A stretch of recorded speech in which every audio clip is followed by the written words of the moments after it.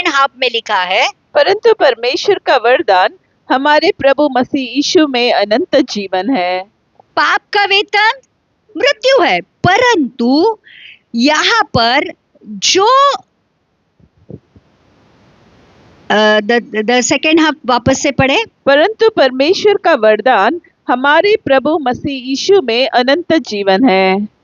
प्रभु का वरदान, परमेश्वर का ये वरदान है, अनुग्रह है कि ना सिर्फ हमारे पाप माफ हो गए हैं, परंतु हमें यीशु और पिता के साथ अनंत काल का जीवन जीने का परमेश्वर ने मौका दिया है।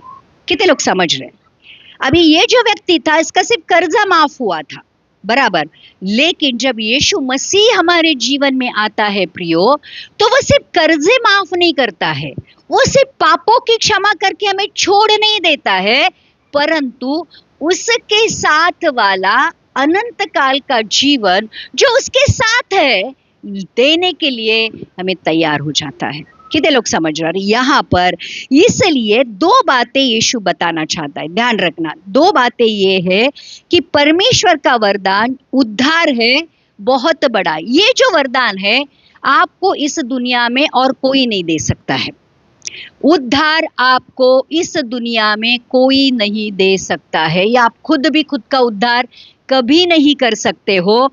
तो यीशु ने हमारी पापों की क्षमा करके हमारे ऊपर बहुत बड़ा अनुग्रह किया है।